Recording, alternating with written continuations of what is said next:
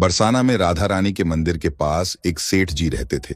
सेठ जी के कोई बेटी नहीं थी, तो वो राधा रानी को ही अपनी बेटी मानते थे और उन्होंने श्री राधा जी का एक बड़ा चित्र अपने कमरे में लगा रखा था, जिनसे वो अपनी सारी बातें शेयर करते थे और उनको अपनी हर बात बताने में बहुत आनंद आता था। सेठ जी की राधा जी में ऐसी लगन लगी कि जब भी वे दुकान जाते तो श्री राधा रानी को भोग लगाकर प्रसाद पाकर ही जाते थे। शाम को लौटते तो राधा जी को प्रणाम करते, उनसे बातें करते और भोग लगाकर फिर प्रसाद ग्रहण करते और हर समय श्री राधे संकीर्तन किया करते थे और हर समय प्रसन्न रहा करते थे। जब भी सेठ जी से कोई परिचय पूछता था तो वो कहते थे कि उनके 3 बेटे और 3 बहू हैं और एक राधा नाम की बेटी है। एक दिन सेठ जी के घर में चूड़ी पहनाने वाली मनिहारीन आई। तीनों बहुओं ने बारी बारी से जाकर मनिहारीन से चूड़ियां पहन ली। श्री राधा जी को लगा कि आज हमारे पिता के घर में चूड़ी पहनाने वाली आई है तो मैं भी जाकर चूड़ियां पहन लेती हूँ। जैसे ही तीनों बहुएं चूड़ियां पहन कर गईं, श्री राधा जी प्रकट हो गई। मनिहारीन ने जब राधा जी का स्वरूप देखा तो वह उन्हें देखते ही रह गई।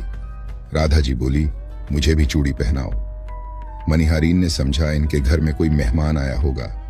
यह सोचकर मनिहारीन ने राधा जी को भी चूड़ियां पहना दी। श्री राधा जी चूड़ियां पहनकर एक ओट में जाकर अंतर्ध्यान हो गई।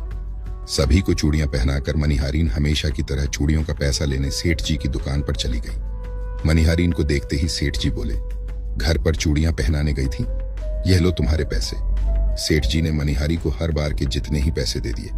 मनिहारीन बोली, सेठ जी इस बार मैं ज्यादा पैसे लूंगी।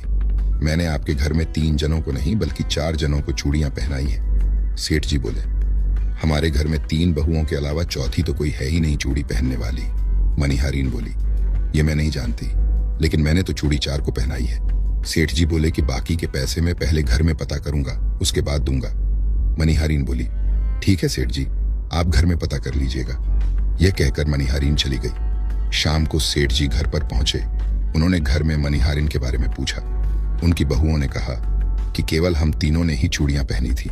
सेठ जी बोले, मैं भी कहूं कि चौथा तो कोई है ही नहीं हमारे घर में जो चूड़ियां पहने। इस प्रकार सेठ जी यह बात भूल गए और अपने नित्य काम में लग गए। सेठ जी राधा राधा बोलते बोलते श्री राधा जी को प्रसाद का भोग लगाकर और भोजन करके सो गए। जब सेठ जी को नींद आ गई तो उनके स्वप्न में श्री राधा जी प्रकट हो गई। राधा जी बहुत उदास थी, उनकी आंखों में आंसू थे। सेठ जी ने पूछा, बेटी उदास क्यों हो? श्री राधा जी बोली, आज मेरा मन बहुत दुखी है। मैंने आज अपने पिता का घर समझकर यहाँ उस मनिहारिन से चूड़ियां पहनी थी, परंतु पिताजी आपने उस मनिहारिन को मेरी चूड़ियों का मोल नहीं चुकाया। पिताजी, आपने मुझे बेटी तो बना लिया, परंतु आपको मेरी याद नहीं आई। आपने मुझे भुला दिया, इससे मैं बहुत दुखी हूँ। ये सुनकर सेठ जी सपने में ही रोते हुए बोले, बेटी मुझे क्षमा कर दो, मुझसे बहुत बड़ी भूल हो गई। सेठ जी तुरंत नींद में से उठ बैठे, उनकी आंखों से आंसू आ रहे थे। सेठ जी ने तुरंत तिजोरी में से पैसे निकाले और मनिहारीन के घर की तरफ चल दिए। सेठ जी ने मनिहारीन के घर का दरवाजा खटखटाया।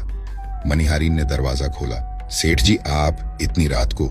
सेठ जी को अपने घर पर देखकर मनिहारीन चौंक गई। सेठ जी के नेत्रों में आंसू भरे थे। सेठ जी बोले, तुम्हारे जैसा बड़भागी कोई नहीं है। मनिहारीन बोली, सेठ जी क्या हुआ? सेठ जी बोले, मैंने राधा जी को अपनी बेटी बनाया, परंतु मैंने उन्हें कभी अपने नेत्रों से नहीं देखा, लेकिन तुमने आज उन्हीं राधा जी को अपने हाथों से चूड़ियां पहनाई है। आज तुम्हारे जितना भाग्यशाली इस धरती पर कोई नहीं है। मैं तुम्हें अपनी पुत्री की पहनी हुई चूड़ियों का मूल्य चुकाने आया हूं। यह कहकर सेठ जी ने रुपयों से भरी हुई थैली मनिहारी के सामने रख दी और कहा, इसमें से जो भी लेना हो वो ले लो। जब मनिहारीन ने सुना कि स्वयं राधा जी उससे चूड़ियां पहनने आई थी तो उसकी आंखों से भी आंसुओं की धारा बह निकली। मनिहारीन बोली, सेठ जी, मैं राधा रानी की चूड़ियों के पैसे आपसे कैसे ले सकती हूँ? राधा रानी तो इस बरसाने की बिटिया है और मैं बिटिया की चूड़ी के पैसे आपसे ना लूंगी। परंतु सेठ जी नहीं माने। सेठ जी ने रुपयों से भरी हुई थैली मनिहारीन के घर पर रखी और वहां से सीधे श्री राधा जी के मंदिर चले गए। उस दिन के बाद सेठ जी ने सब कुछ छोड़कर संन्यास ले लिया और अपना शेष जीवन राधा जी के मंदिर में राधा जी की भक्ति करते करते बिता दिया।